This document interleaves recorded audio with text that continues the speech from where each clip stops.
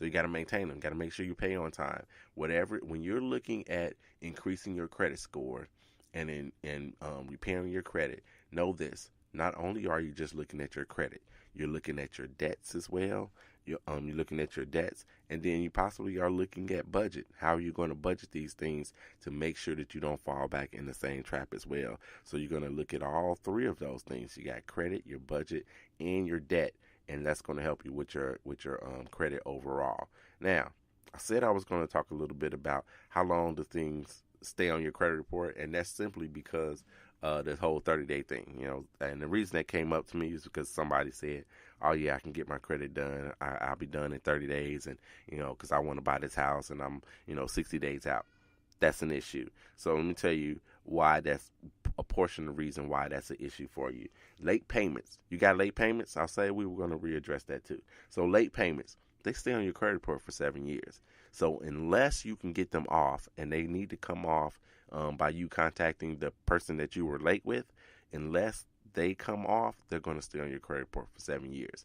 Now, the further you get away from that, if it's fresh, if you will, you were late 3 months ago, then it hurts your credit score more. But if it was 4 years ago, it doesn't hurt it as much anymore. So, but while you were, writing those things down with your payment, when we were looking at your credit report initially, you're writing those things down, taking note of what month it was, what year it was.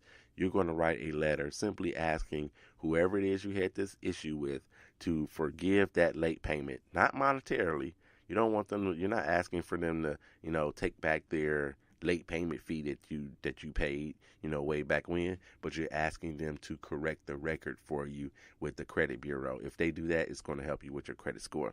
Foreclosure. If you ever had a foreclosure on a house, it's going to stay on your credit report 7 years. If you've had collections, now your collections actually stay on your credit report 7 years and 180 days. So 7.5 years, and that's from the date of first delinquency. So oftentimes, and even sometimes I get to looking at a collection, and I'm like, okay, it's 6 years old from the date of this collection that's on the credit report. So that means that we've only got a year. Maybe we want to pay it, maybe we don't want to pay it.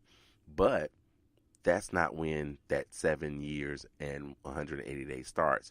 It starts from the date of your first delinquency. So typically, by the time it gets to a collection agency, it takes 4, 5, 6 months to get there. So you may have stopped paying on that particular account, more than just the 6 years ago.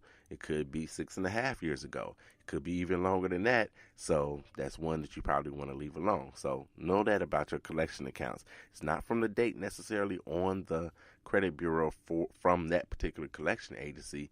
It's the account itself and how old it is. So make sure you don't pay something you don't have to pay.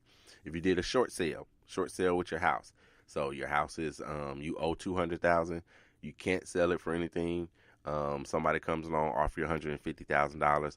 That's a short sale. So you're going to sell it short of the amount that you actually owe.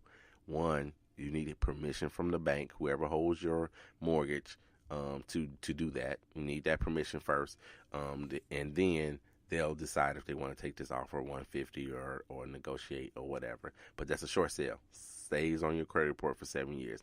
Bankruptcies. Bankruptcies stay on your credit report for 10 years if you're filing a bankruptcy. If you file a Chapter 13, it stays on your credit report for 7 years. I did a whole show about this a long, long time ago. So if you got more detail that you need about that, go back, scroll through. You can catch the show everywhere. It's on Anchor and Alexa and iHeartRadio and iTunes. You can catch it, okay? So do that. When it comes to judgments are no longer going to be on your credit report. Tax liens, no longer on your credit report. You don't have to worry about those. If you got a repossession, that's going to be on your credit report. 7 years, it's going to be on your credit report. Charge-offs, the same thing. You got 7 years.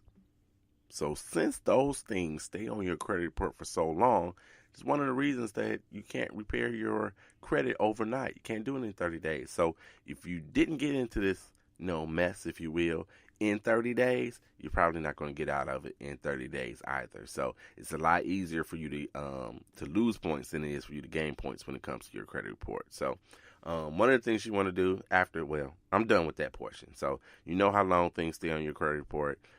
So if you can avoid any of those things at all costs, that's great.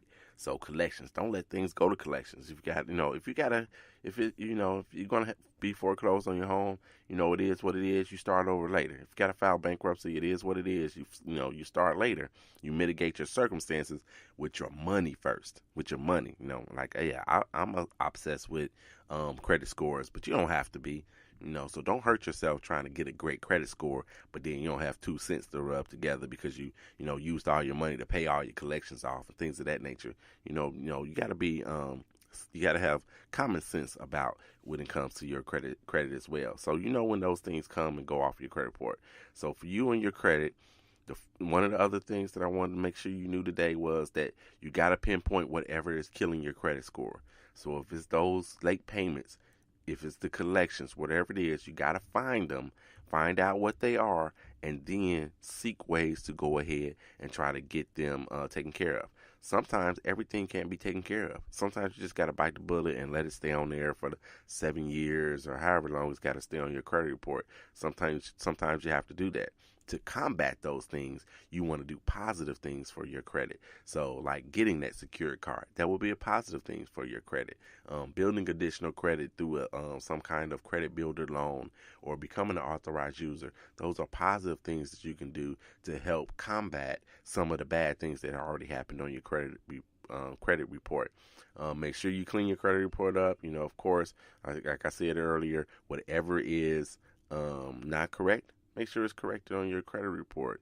And again, do some of those positive things. Like I said, if it's a secured card, then let it be a secured card. Do your authorized user thing, but make sure you make your payments on time all the time, and that's going to help you. And like I said before, and I hate to give this info out, is to don't be 30 days late. So you're making your payments on time. You're going to be 15 days late. You're going to get paid twice a month, typically. Some people get paid once every week. Some people get paid only once a month. But it's coming around.